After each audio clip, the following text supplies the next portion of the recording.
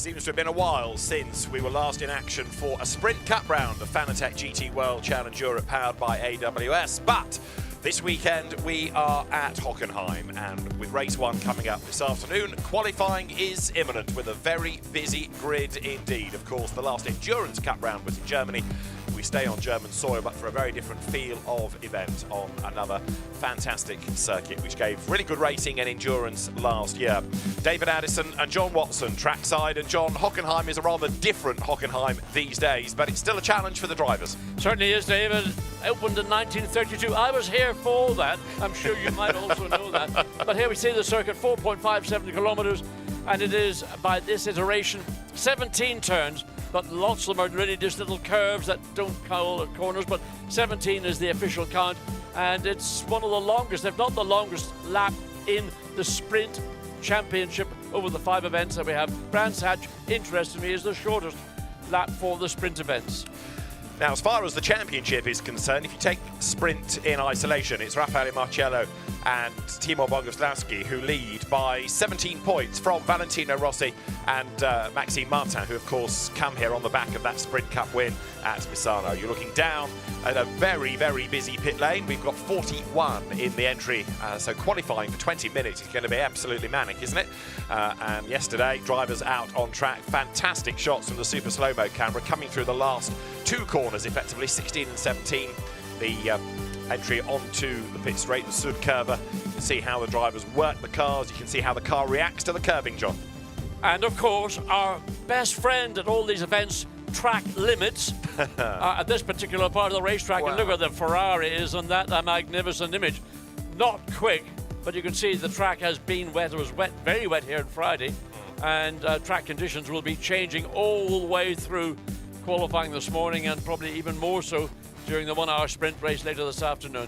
There's also been a bit of resurfacing here up at the hairpin that we'll touch on during the session. That was the 88 Marciello Boguslawski Mercedes rattling up over the curve, and you can see, and the engineers hate these shots, we love them, just how the car works, how it behaves over the curve. More of that to come, I suspect, during the course of qualifying. Timo Boguslawski is going to drive 88 in today's session. Remember, it's one driver, one session, so the driver who will be behind the wheel in this qualifying session is the start driver, which puts the pressure on the second driver to an extent, because the first time they'll have driven the car today is when they're thrown into the race.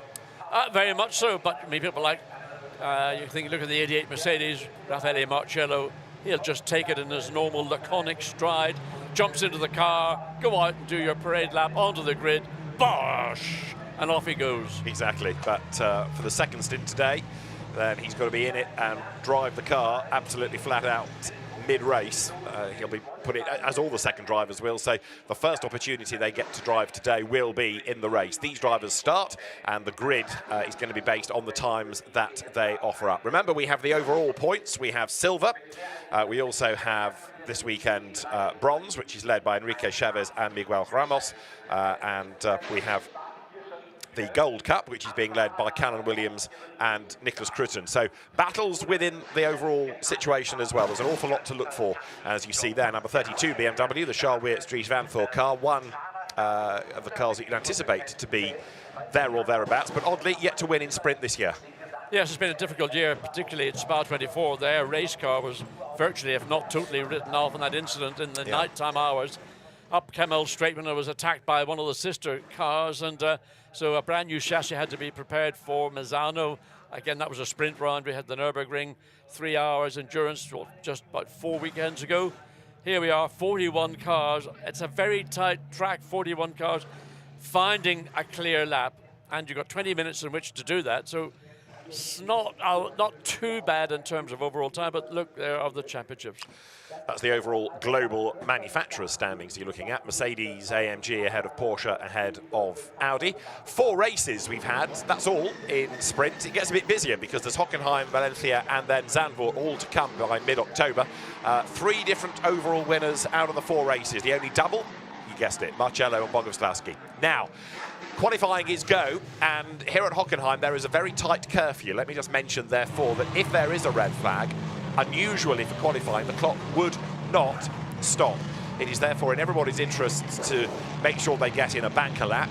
There's track limits to factor in, as John has rightly said, and also tyre drag here, not as bad as it is at other places, but what we do find is that people can get the best out of a set of tyres very early on. So it might be that you have a start-up lap, and then the first or second flying lap that a driver will do will be the best, and then there'll be a hiatus in the middle, some of the teams predict, before they put on a second new set of tyres and go out for one more run at the end. So in a sense, that's not that unusual, but you send everybody out at the end, and the drivers have to try to manage the traffic on circuit rather than the teams doing it from the pit wall. So you might find a very busy road after the halfway point, but lots of people trying to lag back to begin with and buy themselves clear space. Well, normally what happens is towards the end of a qualifying session, everybody hangs back because they know with a track that is currently green but will be improving all the way through this 20-minute qualifying session, that is going to be better at the end than it is at the start. So everybody will hang back, so you'll end up probably with 3 minutes or 4 minutes remaining, the entire field then going out as one group of cars. Where do you find space? Well, that's the key.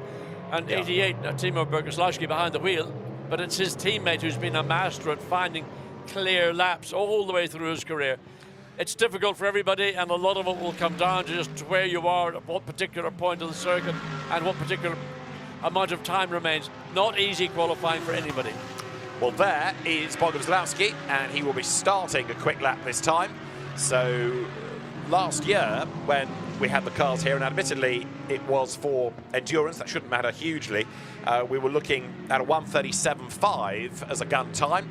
Now, resurfacing has happened up at the Spitzkehre, the hairpin, and yesterday's rain rather served to wash away much of the rubber that had been put down. So some teams predict will go a bit slower than last year this morning until more rubber is put down. We are also straight away looking at track limit warnings. So inevitably we'll get excited, we'll give you a time, and then the order will change again because the lap might disappear. Well, I mean, the corner that's being flagged up, all 4 track limit warnings have come from the part of the racetrack that we saw those amazing super slow move shots, the BMW, the Ferrari. It's turn 16, and that blends into, so 16 and 17 is in reality a single corner, but it is designated as 2 separate corners. But to make it work, you have to make that blend, but not getting over the line and getting over the curbing and whatever else is beyond the curbing, because that is where your time will be deleted. What we're having at the moment coming into turn 16 is almost a slow bicycle race. Each car is lagging back to then try to buy space so it can then speed up and not be impeded by the car ahead. So coming through the stadium at the moment, very, very slow cars. You'll see this in a moment because there is number 54, Adrian Delina, coming down towards the stadium. And ahead of him are cars that are on a slow start-up lap. He's doing purples in the sectors. And now you'll see, look, the slow traffic around. This is not what the drivers want. They know it's coming in a sense because they're all up to it. But Adrian Delina tries to pick his way through. Ricardo Feller, number 40 Audi, doing an absolute and a personal best. So now we'll start to see lap times. In fairness, John, the slow cars are getting out of the way. Yes, in fairness also to Delina, he's managed to get thread his way through those slower cars. So he's going to come up and complete his lap. He has had a purple sector, as we've seen Ricardo Feller. Feller's lap 138.4, Delina's lap 139.4. Yeah. A 138.4 and a bit was the best lap we saw on Friday. Now, Gilles Magnus, another real discovery, I believe, in this year's championship, has gone purple in Sector 1 and they come to you, Audi. And the top has got Nikolai Schiergaard in the McLaren from Garage 59, 138.4. Now, people say this is a McLaren circuit, and that car particularly, 159, Nikolai Schiergaard, who shares it with Benjamin Goethe, that should be there or thereabouts, and Schiergaard is the fastest then. It's a McLaren and Audi circuit, say the Sages in the pit lane, and there, running out wide, is number 21, Gilles Magnus. Currently quickest in the middle sector. Got a little bit of traffic, but nothing I think that will have a direct influence on him concluding his lap up through these little curves more than anything else into then turn 16. Then this is where drivers have been getting caught out. That's totally acceptable from Gilles Magnus. Dennis Marshall in the 19 Audi, or sorry, 19th, the 66 Audi has now gone fastest overall Sector 1, and we're going to see this all the way through the remaining whatever minutes we've got of the qualifying session. 15 minutes to go. They get 4 sets of new tyres across both qualifying and races. So what you might find is that they use the new tyres here, 1 set per run, but then they race on the used rubber because the qualification is the important bit to try to get up the front of the grid. Dennis Marshall, as John was saying, absolute best Sector 1. Albert Costa then for Ferrari goes fastest, a 138.3. Fred Vervisch for Audi now goes fastest, 138.2.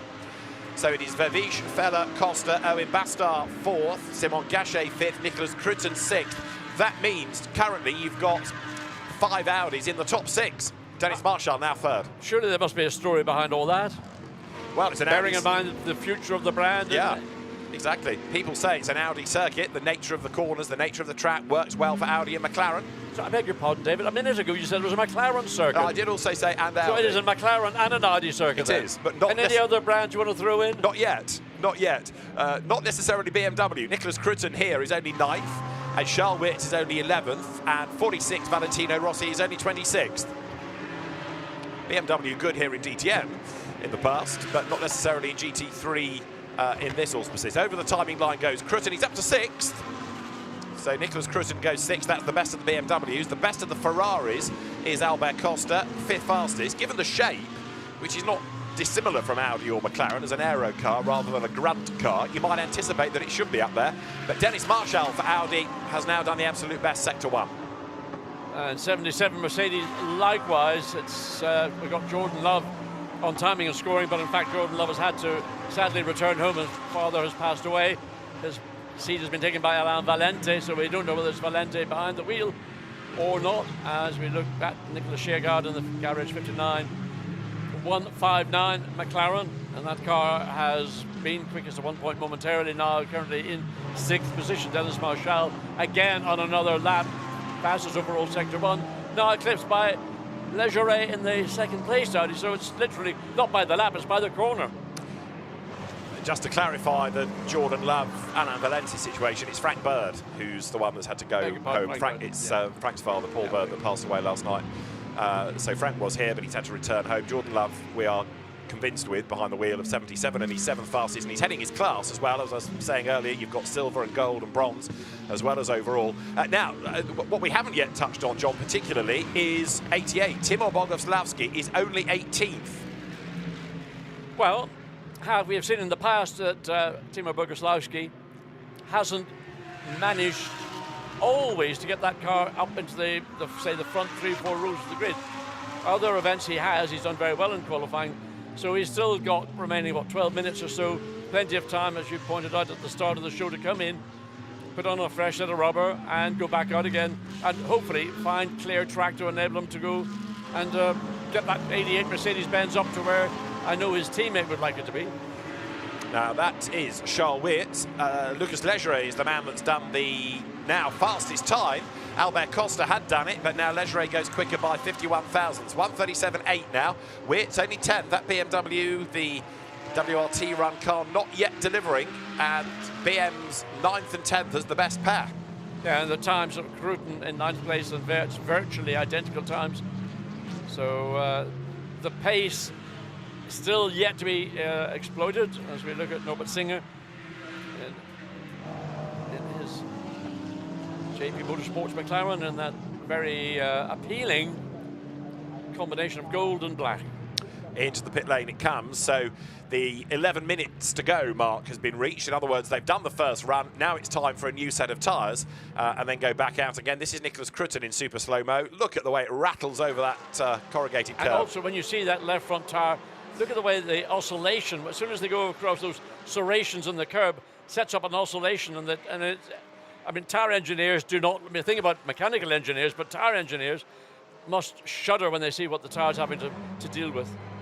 Now you can see why these are strong cars to withstand all of that for hours of racing, 24 of them, of course, at Spa. Fred Verviche then, 2nd. So right now, it is a 1-2, not only for Audi, but also for the ComTU team, with Lucas Leggeret, who won here in Endurance last year ahead of Fred Verviche.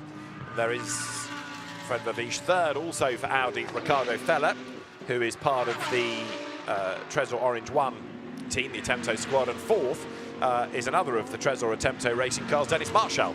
So then you get to McLaren 5th, which is Nicolas Schergaard. The best Mercedes AMG is 6th. Jordan Love heading the silver competition, 6th fastest. Ferrari 7th, Albert Costa. BMW 8th, Nicholas Crutzen. Audi 9th, Gilles Magnus. BMW 10th, Charles Wirtz.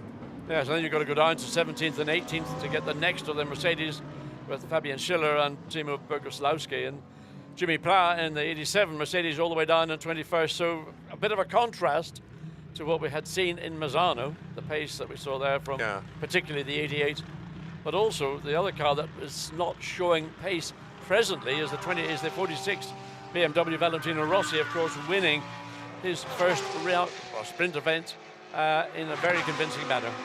We're yet to have a time from Giacomo Altwe, Matteo Desideri, but also Jordan Pepper, and I'm just looking to see whether they have had lap times taken off them. Don't think they have. In other words, is this a roll of the dice from Altwe and Pepper particularly to try to get away with one run and only use one set of tyres? It may well be. I mean, Pepper had second fastest sector time overall, so the pace is there with the Lamborghini and Jordan Pepper, but he hasn't put together a single flying lap to get that time. There is the 46. So the BMW Valentino Rossi will stay behind the wheel. It's one driver for the session, so Valle will go back out with a new set of boots. But yeah, Altwe and Pepper do make me wonder whether they're trying here to keep a set of tyres for the race. If they can do a good single run and get up to the pointy end of the grid, then they're looking strong for the race. But the BMWs at WRT not looking quite so hot at the moment. 8th, 10th, and then 29th and 30th. Valentino Rossi 29th, Jean-Baptiste Simonard 30th, and with all due deference, you would not expect them to be that far down the order. No, I mean, I think that all four BMWs should more or less be, as a group, maybe hanging around the bottom end of the top 10 into the lower end of the sort of top 15, but that is only the case with two of them. So Nicholas Cruton in 8th and Charles Veillette in 10th position, and that's not ideal. As we know, every racetrack with the closeness of the competition, it's very difficult to find a way around, albeit coming down the long back, sort of, it's like a curve rather than a straight into turn 6, the Spritzer. Is that the right word? You speak German? Spitzkehrer. Oh, well, there you go. That is probably the one clear and relatively easy overtaking spot, but of course it's relatively easily defended likewise. It's also the part of the circuit that's really hard on brakes, isn't it, that hairpin, because you're coming through the parabolica at 270 kilometres an hour, 6th gear, down to 1st gear, 60 kilometres an hour. That's a big brake. We've seen incidents down there, and it hasn't always been the race car either. That's true, yes. Can't say what it was, but we all know. From last year, but yeah, brakes around there, a key part of the lap. Number 71 ventures back out. This is the Nicola Marinangeli, Sean Hudspeth Ferrari. Nicola Marinangeli at the wheel. And that is a car that runs within silver. And Nicola Marinangeli at the moment is only 38, so there's more to come in that Ferrari as he goes across the timing line. We've got 6 3/4 minutes to go. Now, you know what's going to happen now, of course. New set of tyres, everybody goes out and moans about traffic. Oh, no doubt. I mean, probably about 4 minutes to go, there'll be a mad charge. So they'll get one lap in. That'll be a 2 minute, probably just under 2 minutes for an out lap. And then they'll, if they're lucky, they'll get one flying lap complete. Might be able to go on just before the checkered flag is unfurled and get a second one in. So it's a matter of the team managing this sort of countdown to the checkered flag. So big flash of the lights from Marinangeli at the Emil Frey Ferrari there to say, come on, out of the way, be careful of where you are on the racetrack. And right now, Audi's 1, 2, 3, 4, but the road is getting busier again. More and more people being dispatched back onto the circuit. And again, it's down to the man behind the wheel to try to manage the gap, to try to find the clear track space. And really, you want to get the time on your first flying lap. So those that have gone out a bit early, like Marinangeli, run the risk of, on their flying lap, getting stuck in traffic or finding the traffic around them. Well, right, it's stick a tail on a donkey, really. What time do you go out? Whatever time you choose to go out, undoubtedly you'll find traffic somewhere. It's just a question of whether you find it in a part of the racetrack that's going to directly affect your momentum, or you can get through it, coming through that long parabolica down into the hairpin bend where relatively there's little concern about being held up. In the hairpin itself, somebody's trundling through there rather slowly will be a frustration. But you know, drivers are using their mirrors. They know that they've got to be considerate to other competitors, because what comes around goes around. True, true, or true. What goes around comes around, if you like it that way around.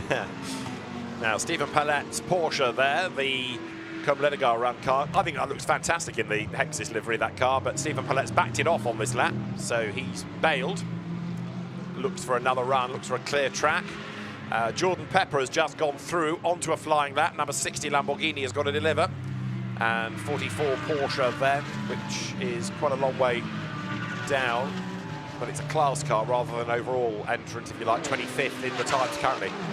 Get an idea of the speed of the cars as they flash past the wall there, coming down towards the stadium. Out wide runs Nicholas Cruton, 8th overall he is, did a personal best. Sector 1 was down in Sector 2.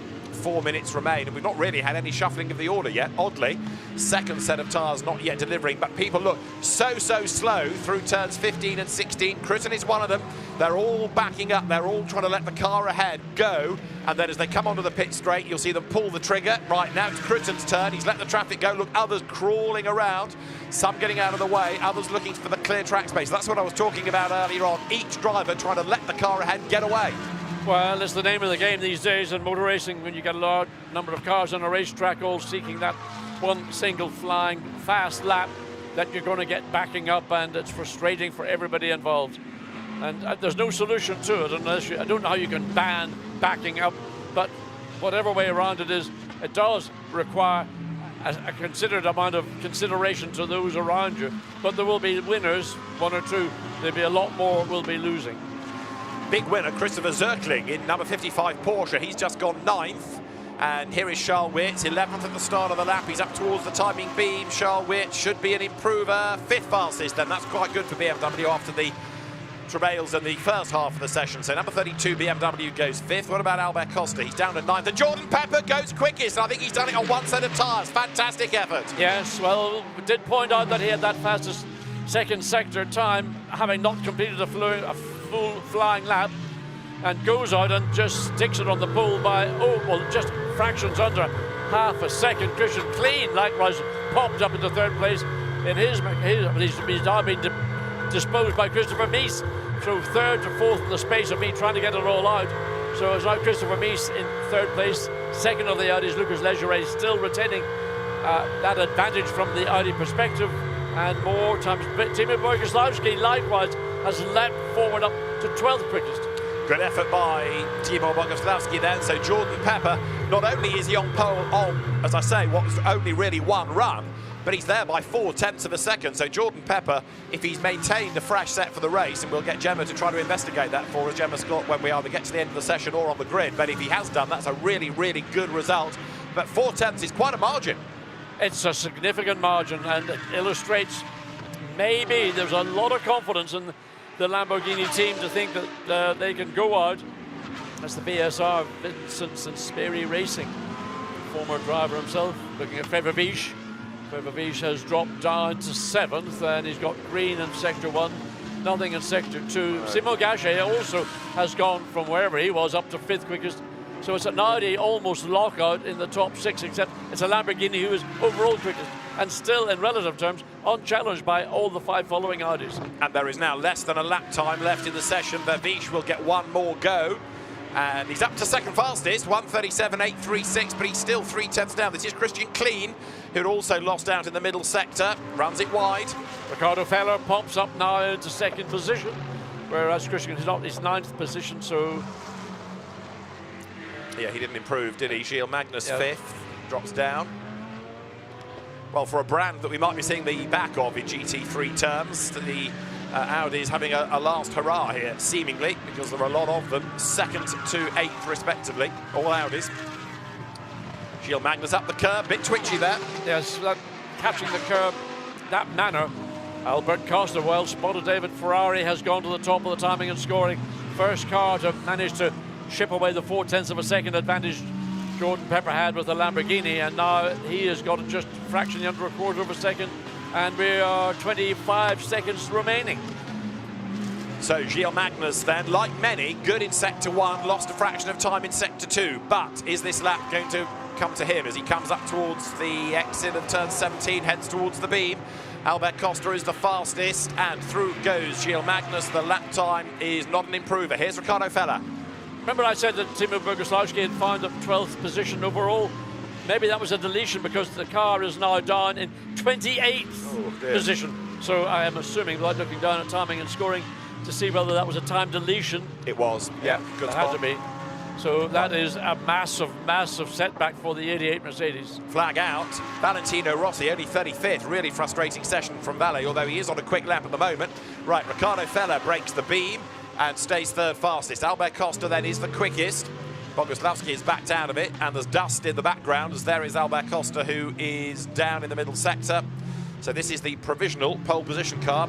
Number 69 Ferrari out of the Emile Frey stable, Albert Costa and Thierry Vermeulen. Jordan Pepper has eclipsed because Albert Costa's time must have been deleted. Yes, because you're right. It's fallen off, and he is, where is Costa? I'm looking to see where he is. He's now second because that last lap has just put him second. So if that one stays, no, it doesn't. That's taken away as well. So Albert Costa ends up 13th, 2 front row laps taken away. I mean, maybe would it be maybe wrong to suggest that by abusing track limits, that's why he went quicker? It's a point of view. Do you think that's a point of view that might have some legs? Absolutely, I do. So Jordan Pepper in the pits, but back on pole. As you saw Valentino Rossi go across the line, but he didn't improve, so he stays 35th. Number 26 Audi here, up towards the end of the session. This is Simon Gachet, and Gachet is 7th, but rather understated colour scheme that the car runs from the Santalok team, and he bails. He comes into the pit lane. Right, if Gemma is able to talk to Jordan Pepper, my big question is, was that just one set of new tyres, and have they kept one for the race? And this, in replay, Timur Boguslavski, we saw the car recovering, but that did for his last salvo, didn't it? Yes, I mean, getting so far off racetrack into the gravel on the outside of coming into the stadium, that's turn 12, never a good place to be. I've seen cars actually go through that gravel, get onto the grass, and actually end up. There's a barrier which separates that part of the racetrack with the start-finish straight. So it's... yes, indeed. There's the Lamborghini, and an excellent, outstanding job by Jordan Pepper. Now minus his moustache. Is that right? Yeah, I think he had a moustache either at Spa or at Misano. Okay. Whatever it was or where it was, he's now minus it. A bit like Romain Grosjean, who also had a bit of, yes. So less hirsute Jordan Pepper, but still fast, and the margin 0.3 of a second. So Jordan Pepper, Riccardo Feller, Fred Vavish, Dennis Marchal, Gilles Magnus, Lucas Legeret, Simon Gachet, Christopher Mies, then Christian Klein and Charles Witt, the top 10. One Lamborghini, what's that? Seven Audis, yeah. a McLaren and a BMW. So take the BMW out, cars of a comparable sort of shape, really, and the majority out of the VAG stable anyway. Yes, I mean, that's pretty impressive to see a car, a brand that is not going to be directly factory influenced next year, still able to go out and just basically lock out the grid, apart from pole position. Now this is Albert Costa on the super slow-mo. This was the lap that or one of the 2 laps that he lost for abusing track limits. So that's turn 15. So let's see where he gets on the exit in turn. No, that was 16 into 17. Yeah. So was it there or was it here, this part of the racetrack? Yeah. So it was T1 as well, turn 1. So that's another part of the racetrack where drivers try to go through it. It's not flat out or anywhere near, but they let the car run wide. So how wide does he get through 17? Well, that to me would probably be within what would be acceptable track. Yeah. So it must have been turn 16 and then obviously another incident at turn 1.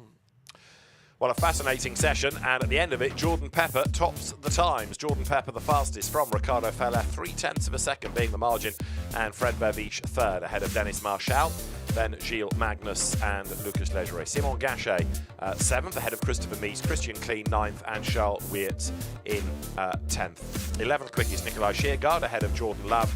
13th Albert Costa from Fabian Schiller, Enrique Chavez, and then Nicholas Cruton. Christopher Zirkling 17th from Owen Bastar, then Robert Renard and Cesar Gazot in 20th. 21st Aurelien Panis, 22nd Klaus Bachler, a long way back from Stefan Palette, Jim Pla and Andrea Bertolini. Rolf Van Eichen returning in, he's 26th ahead of Norbert Siedler. Timur Boguslavski only 28th, giving Raffaele Marciello a lot of work to do this afternoon. Then Adrian Delina from Lorenzo Petresi, Sebastian Bode 31st, then Simon Prim, Jean-Baptiste Simonauer ahead of Baptiste Moulin, Valentino Rossi next et al. Right, let's hear from Jordan Pepper then. Great job. What was the strategy, Gemma, on tyres? Jordan, fantastic result there for the first part of the session now. Was that on one set of tyres or 2? No, it wasn't 2. I just did 3 track limits and got traffic, 2 track limits and then got traffic on my 3rd lap. So I knew that when we switched to the second set, we're going to go quicker anyway, so I boxed and decided just to sit in pit lane, see what's happening. And yeah, it was just all about track positioning there, the second set, to be honest. The first set was so messy with traffic, people coming out of the pits and stuff, so we knew we had the car. The car felt incredibly good, especially on the one lap.